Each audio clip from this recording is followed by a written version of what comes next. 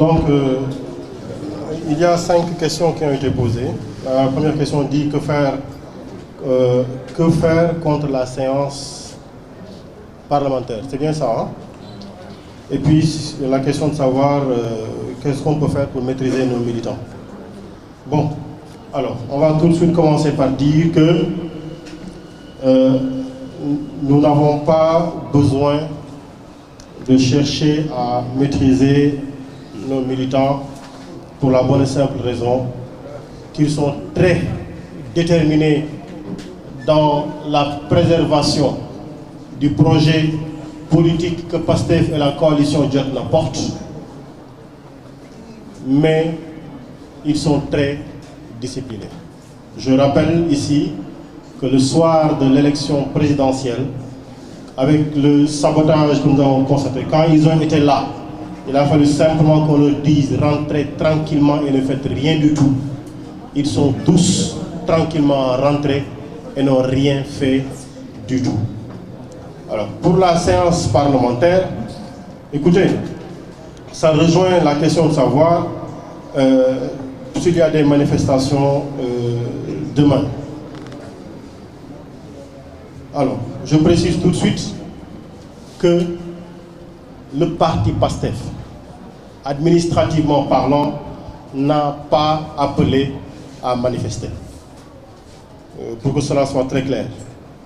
Donc, Biram Souley, administrateur général du parti PASTEF, ne sera pas à l'Assemblée nationale demain. Ousmane Sonko n'y sera pas aussi. Pour diverses raisons, Ousmane voyagera, moi je serai à mon lieu de travail. Et les militants iront à leurs préoccupations. Chacun maintenant, dans son intimité personnelle, dans ses décisions personnelles, est libre de dire que j'irai exprimer ma colère ou j'irai dire que je ne suis pas d'accord avec ce qui se joue. Cela n'engagera pas PASTEF. Pour ce qui s'est passé, on me pose la question de savoir le rapprochement qu'on peut faire entre ce qui se passe aujourd'hui et les affaires Karim Wade et Khalifa Sall. Je voudrais rappeler ici que dans l'affaire Karim Wade, PASTEF s'est prononcé pour dire qu'il s'opposait contre l'acharnement contre un responsable politique. PASTEF s'est prononcé pour dire que c'était une opération de liquidation politique d'un responsable politique et que c'était une justice d'inquisition contre laquelle PASTEF s'est insurgé. Et PASTEF a soutenu Karim Wade dans toute cette procédure-là. PASTEF a tenu la même attitude pendant tout le procès, pendant tout le processus de liquidation politique du valeureux homme politique sénégalais qu'on appelle Khalifa Sall. Et il continue à s'insurger. Et forcément, PASTEF n'acceptera jamais, jamais, jamais des stratégies, des manigances, des manipulations, des mensonges, des créations, des stratégies pour porter atteinte au projet que nous portons et dont le porte-étendard est Ousmane Sonko. Nous nous y opposerons par tous les moyens de droit. Et nous n'allons pas attendre, nous n'attendrons pas que le coup nous soit porté. Nous prendrons le devant pour dire avec tous les moyens légaux et légitimes que la loi nous permet d'utiliser. Je m'en arrête là. Pourquoi Ousmane Sonko n'est pas là? Sûrement ce soir ou demain, vous saurez pourquoi il n'est pas là. Parce que c'était une urgence d'extrême dernière minute qui a fait que Ousmane ne soit pas là. Mais sûrement dans la soirée ou au plus tard demain, Ousmane se prononcera pour dire pourquoi est-ce qu'il n'est pas, là avec nous. Et demain, à l'Assemblée nationale, écoutez, franchement, Ousmane Sonko a du très sérieux à faire que d'aller assister à cette danse de gens qui ne savent pas pourquoi ils sont à l'Assemblée nationale. Ils ne savent pas pourquoi ils sont à l'Assemblée nationale. Alors, deux seules raisons peuvent l'expliquer. Ou bien c'est totalement des ignorants, ou bien c'est totalement des gens qui se fichent des lois de ce pays-là. Parce que si la loi peut dire, la commission d'enquête parlementaire qu'on a instaurée ne peut pas se prononcer avant qu'une séance plénière ne se réunisse, ils ont violé allègrement la loi. ñaari mbir moo mën a tax dañoo xamul dara wala dañoo ñoom loi yi leen sant sax ñu appliqué ko ak mënuñu ko nanguñ ko appliquer loolu da moo ko mën a expliquer. Alors qu'est-ce que Ousmane a à faire là? Il n'y ira pas, il ne les écoutera pas.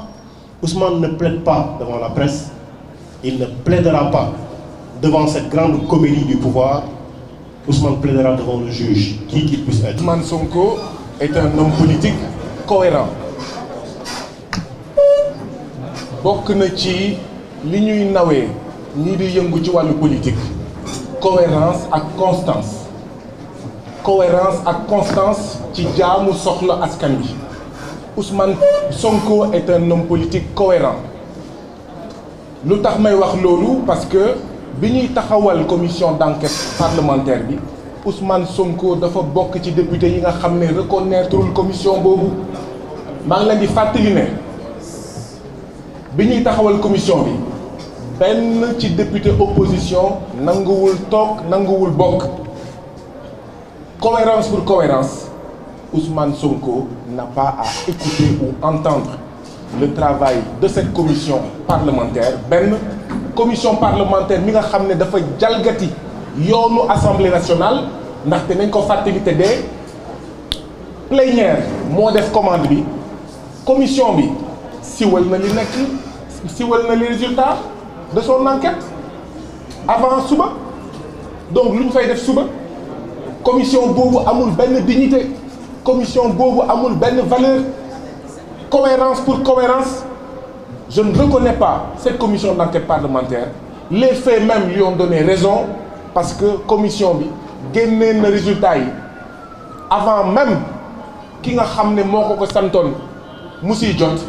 Commission boobu wax dëgg yàlla mënuñu ko fullal mënuñu ko faydal président Ousmane Sonko en homme politique cohérent et constant mënul fekkee ndaje boobu loolu dong la ndaxte kat ndaje assemblée nationale bii passé yéen ñëpp gis ngeen ne ma nga fa woon waaye nag il faut de la cohérence il faut nga xam li nga bëgg mënoo ne reconnaître commission bi ñëw di génne résultat rawatina commission boo xam ne dafa siwal au vu et au su de tout le monde dégg ngeen sax il avait déposé une plainte contre cette commission yaa ngi di fàttaliku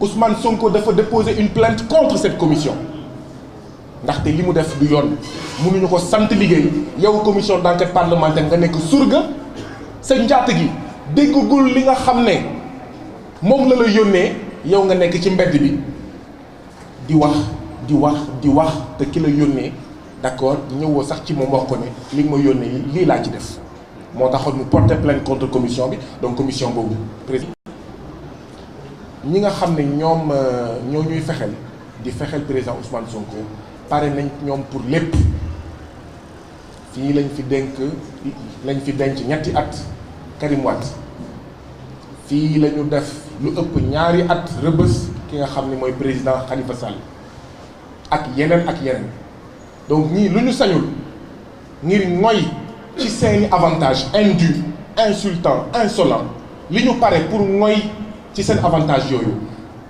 li ñu pare pour def bu yóbboo ngeen xam ne fu ngeen ko àpp rek weesu na ko ñun itam am nañ fulla fayda bu mot sëkk ci ne ñoom suuxal Sénégal denc Sénégal ci pauvreté ak sous-développement lu mu leen jaral ñun génnee Sénégal ci les pays les plus pauvres du monde jaral nañu lu ko ëpp génnee suñu askan ci ndóol ñàkk ak torox jaral nañu lu ko ëpp léegi nag naka lañ ko nar a defee loolu waxtaanu biir nekk la am na ay questions yoo xam ne ça ne demande pas de réponse théorique ça demande des réponses pratiques lu jot yomb bu leen yàqamti jërë ngeen jëf.